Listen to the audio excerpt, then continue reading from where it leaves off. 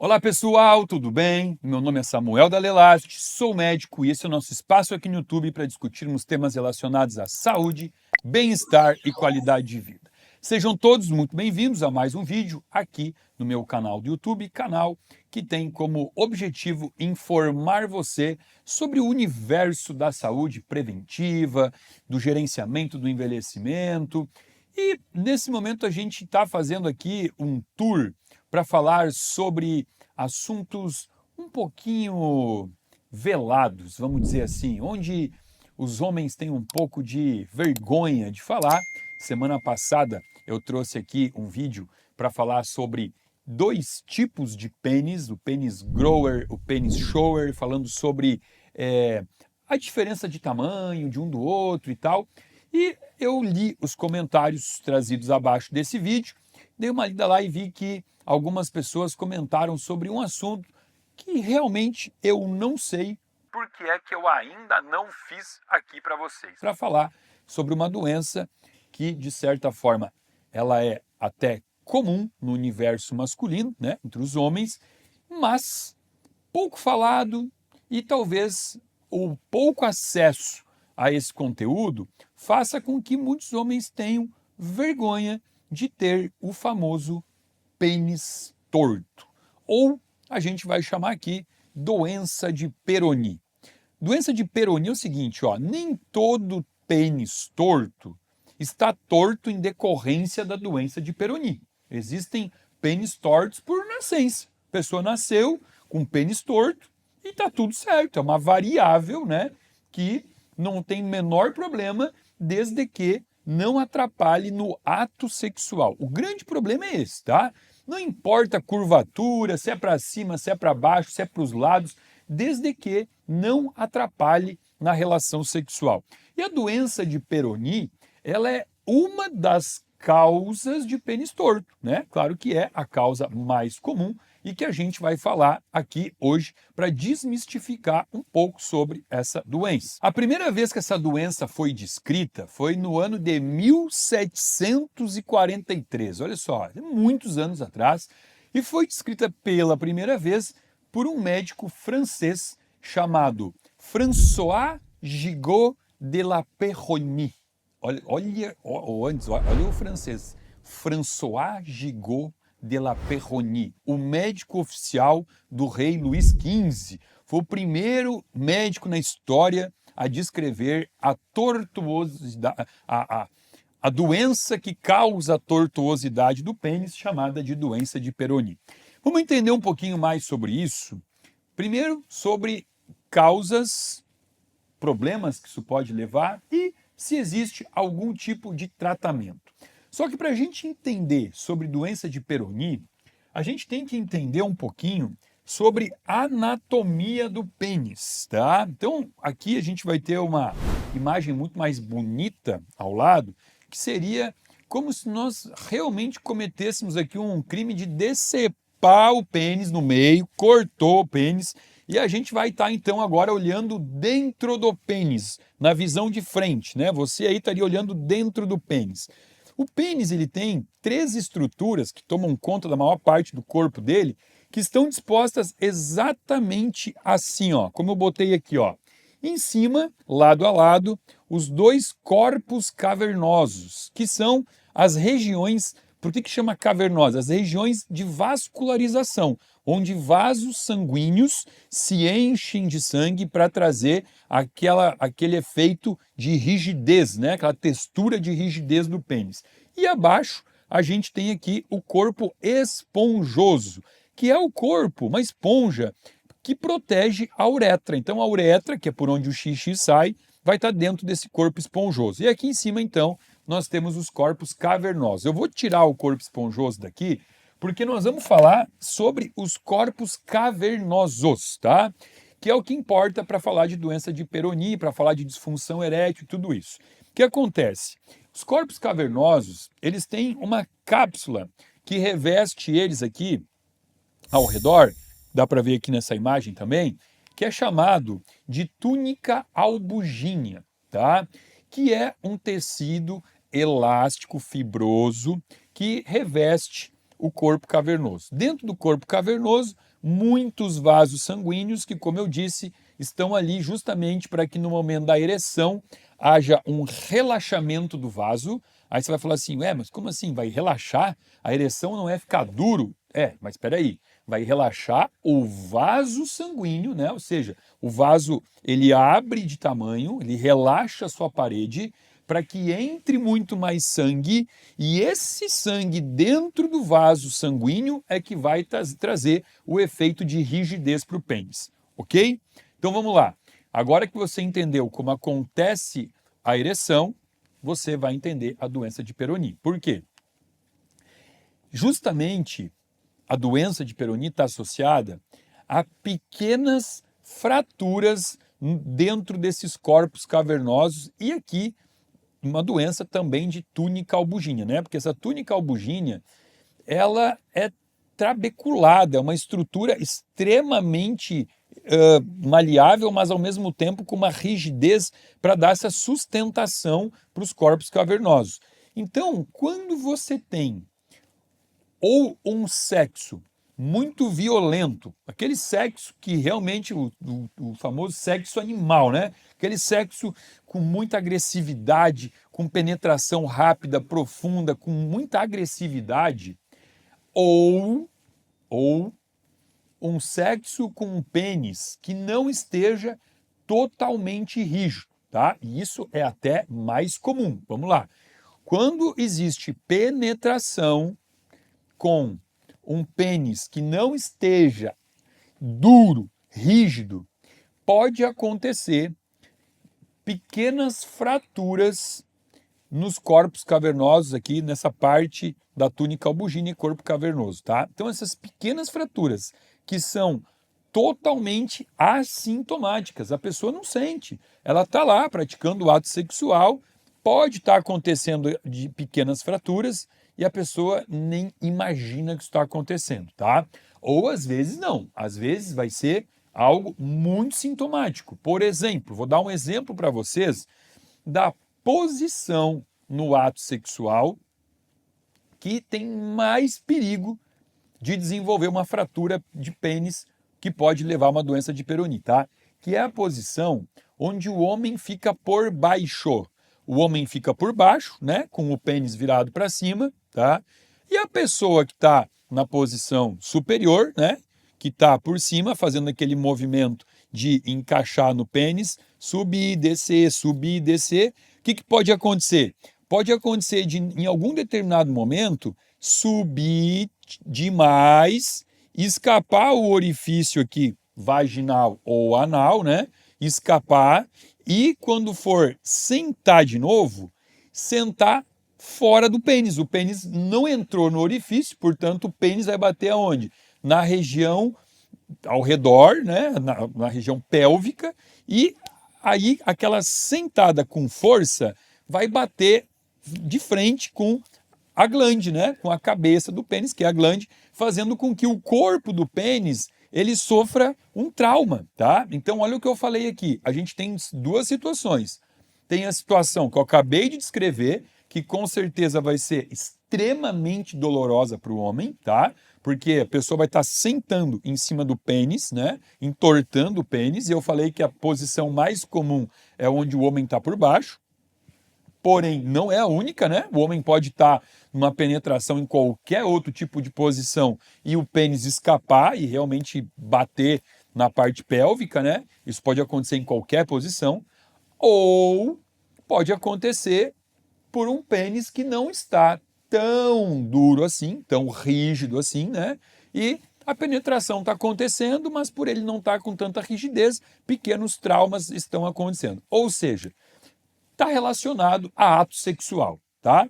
Seja por um sexo selvagem, seja por um sexo mais comedido, mas um pênis não tão rígido assim, ou seja, por isso que eu acabei de descrever aqui, que é essa posição onde o pênis ele recebe literalmente uma sentada. Bom, então agora a gente entendeu o que pode causar traumas no corpo do pênis. Só que esses traumas, eles vão trazer a necessidade de um processo de cicatrização, que é um processo natural do corpo, fisiológico, sempre que acontece algum trauma, vai ter uma cicatrização.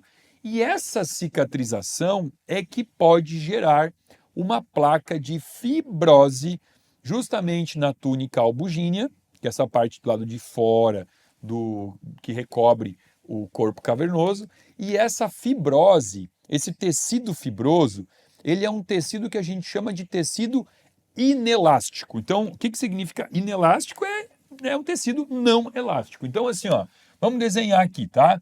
Vamos desenhar um pênis, ó, aqui embaixo a bolsa escrotal, e aí aqui, então, vamos desenhar o pênis, né?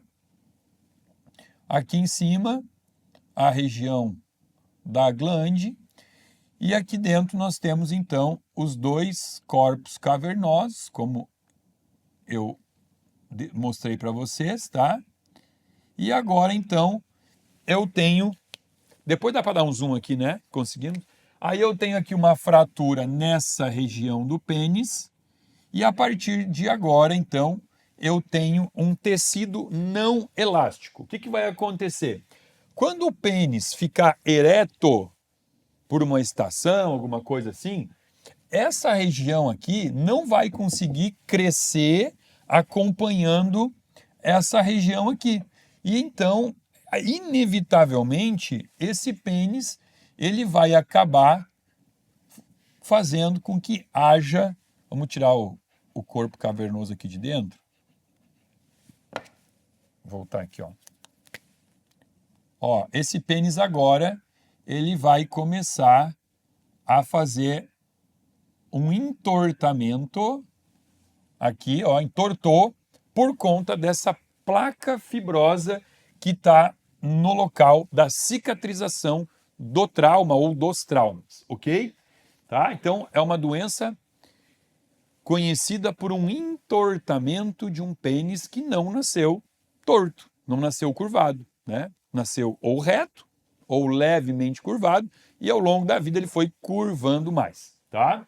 Bom, o que acontece? A doença de Peyronie, ela tem a fase aguda e ela tem a fase crônica.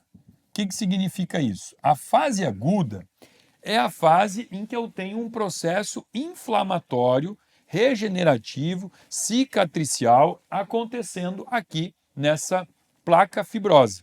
Esse momento é o momento em que o homem pode ter dor. Então, a fase aguda, ela pode estar associada à dor. Não necessariamente, mas geralmente sim, tá?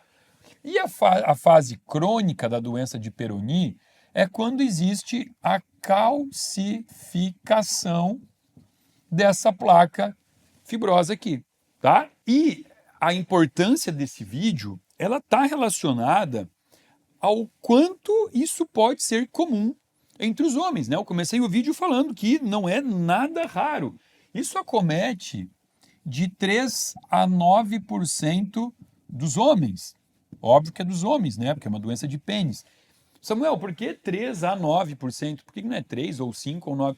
Porque isso é uma doença muito pouco... Ela é mais estimada, porque nem todo homem procura um urologista, tá? Esse é um grande problema ainda aí que a gente enfrenta. Que tem homens que passam a vida inteira sem procurar um urologista. Outros procuram um urologista e eles, por não ter uma ereção lá na consulta, o urologista nem sabe que o paciente pode estar com uma doença de Peyronie, né? O paciente tem vergonha de falar, às vezes até se acostumou, não fala, e a consulta pode passar desapercebido para o médico nem saber sobre esse problema. Então, por isso que não é uma estatística tão certinha, né? Estima-se que é de 3 a 9% dos homens. Porém, quando a gente fala de homens pós-cirurgia de próstata, quando o homem faz uma cirurgia da próstata, aumenta para 16% a estatística da doença de Peyronie, tá? Olha como já aumentou bastante aqui. E quando a gente fala de homens diabéticos com algum nível de disfunção erétil, aumenta para 20%, ou seja, 1/5 dos homens com diabetes, e o diabetes é uma doença que aumenta muito o risco de disfunção erétil, né? um quinto dos homens com diabetes, com algum nível de disfunção erétil, irão apresentar doença de Peyronie. Então, isso é muito comum, tá? E a doença de Peyronie, para alguns homens, pode trazer a disfunção erétil por dois motivos, tá? O primeiro, pelo efeito psicológico. O homem passa a ter vergonha do seu instrumento. Ele tem vergonha de tirar a roupa para a mulher, ou para o parceiro, enfim, o que seja, e apresentar ali uma tortuosidade que envergonha ele, né? Agora, o outro motivo é que aqui onde ocorre essa lesão também pode passar a ser um local de escape venoso. O que isso significa? Olha o que eu falei. Para o pênis ficar ereto, precisa encher ele de sangue através das artérias penianas e esse sangue tem que ficar ali, né? Porque o sangue entra pelas artérias e sai pelas veias, vênulas aqui do pênis. Só que se ele sai, ele não vai manter esse pênis ereto. Então, essa necessidade de manutenção do sangue no pênis é fundamental para a ereção. Nessa região aqui da fratura, pode ter um escape sanguíneo e a partir dali o pênis não consegue mais ficar ereto, tá? Então, doença de Peyronie também pode trazer como consequência a disfunção erétil. Agora, como é que se diagnostica a doença de Peyronie? Um bom urologista capacitado, ele vai tocar aqui no corpo do pênis, ele consegue sentir. É muito fácil de sentir, muitas vezes, né? Nem sempre, mas a maioria das vezes é fácil de sentir essa placa de fibrose que está acometendo aqui o corpo do pênis, tá? Mas também pode ser feito um ultrassom, um ecografia, ultrassonografia, que é a mesma coisa, né? Se faz um ultrassom, inclusive para poder medir até o próprio ângulo de curvatura do pênis, tá? Então, o que a gente já tem aqui, ó? A gente já tem incidência, né? Em quantos homens isso pode acontecer. A gente já tem aqui as causas, a gente já tem aqui como diagnosticar. O que faltou? Como tratar, né? Como é que se trata a doença de Peyronie? Realmente, a doença de Peyronie é um calcanhar de Aquiles da urologia, tá? Porque não é uma doença fácil de tratar. Na fase aguda, existem alguns artigos, porém nenhum deles com nível de evidência muito forte, tá? Mas esses artigos mostram que o uso de antioxidantes poderiam ajudar a diminuir o estresse oxidativo que acontece, né? Toda a cicatrização, toda a inflamação gera um estresse oxidativo. Então, quanto mais rápido diminuir essa inflamação, mais rápido vai para a fase crônica, que é o que a gente quer, né? Que vá para a fase crônica. Então, tem artigos mostrando que o uso de antioxidantes, e aí os artigos falam de diversos antioxidantes, resveratrol, astaxantina, licopeno, piquenogenol. Porém, existe um artigo publicado há uns 7 ou 8 anos que mostra que o melhor efeito com antioxidante foi usando a bromelina, que é a enzima digestiva do abacaxi, tá? Então a bromelina, ela tem um efeito de enzima digestiva quando usada em doses baixas e junto das refeições. Eu prescrevo muito isso para pacientes que não têm uma boa digestão, mas a bromelina usada em doses elevadas e longe das refeições tem um efeito anti-inflamatório muito poderoso e muito conhecido, tá? Muito utilizado dentro da medicina ortomolecular. Então, a bromelina, em altas doses, jogada no estômago vazio, né? Esse é o grande segredo para ela ter o efeito anti-inflamatório, é o estômago vazio.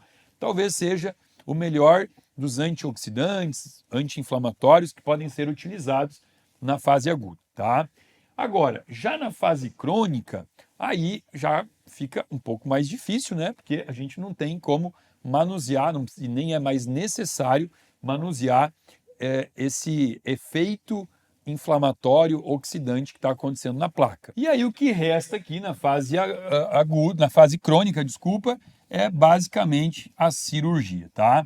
Que a cirurgia tem tem 2 tipos de cirurgia, sendo que uma delas ainda pode ser, talvez tenha necessidade de colocação de uma prótese, tá?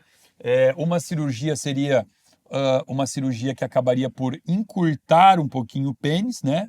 Outra que acabaria alongando um pouquinho o pênis, e essa que acaba alongando um pouquinho o pênis, muitas vezes ela precisa de uma prótese peniana. Então, quando é que se escolhe entre aliás, quando é que se escolhe por operar? Né? Quando que tem que operar um paciente? São 3 causas básicas que você vai operar o paciente, tá? Ou se ele estiver apresentando escape sanguíneo, como eu falei, se o sangue estiver escapando aqui através dessa lesão, né, e impedindo a ereção. Então, escape venoso. A segunda causa que vai levar à cirurgia é a disfunção erétil, se o paciente estiver com disfunção erétil. A terceira causa, se ele tiver com incapacidade, dificuldade de penetração, por conta da própria angulação, né?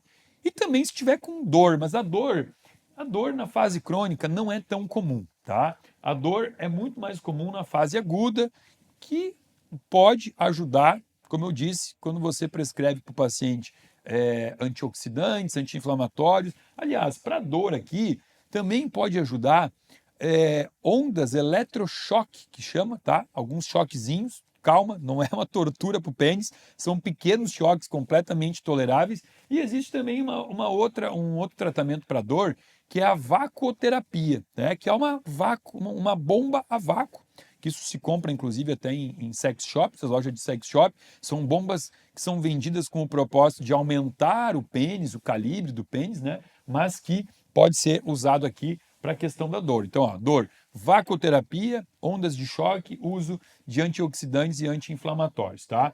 E a cirurgia, como eu disse, então, a gente opera o paciente que tem incapacidade de penetração, por estar curvo demais, escape de sangue, disfunção erétil. E aí, são 2 tipos de cirurgia, uma que encurta o pênis, a gente vai ter que sempre avaliar quem é o paciente, né? O paciente tem um pênis já muito curto, a gente não vai propor para ele uma cirurgia que vai diminuir ainda mais o pênis, né? Agora, se ele tem aí um volume, né, um tamanho que ele possa perder 2 centímetros, 2,5, isso não vai trazer um grande prejuízo para a saúde sexual dele, bom, aí pode ser feita essa cirurgia que vai acabar por alongar um pouquinho, mas aí a gente tem que pensar muitas vezes na questão de colocar uma prótese, faz parte da escolha do cirurgião. Então, o cirurgião é que vai decidir qual o melhor tratamento, né? O cirurgião, o urologista, né? Obviamente, que é o médico especialista nesse tipo de doença, chamada doença de Peyronie. Então, hoje você conheceu praticamente tudo que existe sobre essa doença do pênis curvo, né? Se você se enquadrou aí, se você percebeu que ao longo da tua vida houve esse deslocamento, né, do pênis para a direita, para a esquerda, para cima ou para baixo, talvez seja o teu caso, converse com o seu médico, tá? É uma besteira sem fim ter vergonha disso, isso não tem o menor sentido. Vai lá, conversa com o teu médico, conta sobre isso e, obviamente, só se isso estiver incomodando você ou o teu relacionamento sexual, porque o pênis torto, ele não é um problema, desde que realmente ele não comprometa a vida sexual do homem. Sobre doença de Peyronie, era isso. Quero agradecer você por ter ficado até o fim do vídeo. Se você gostou, não esquece de dar aquele like. Se não está inscrito no canal, se inscreva, aciona o sininho para receber alerta de novos vídeos toda semana para você. Se você tem algum amigo aí que andou reclamando de pênis torto, pega esse vídeo, joga no grupo de WhatsApp lá, quem sabe o vídeo possa ajudar ele. E lembrando que abaixo desse vídeo tem um link que você pode acessar, se inscrever e passar a fazer parte de um grupo VIP de pessoas que recebe conteúdo gratuito toda semana aqui do meu canal. Fica aqui o meu muito obrigado.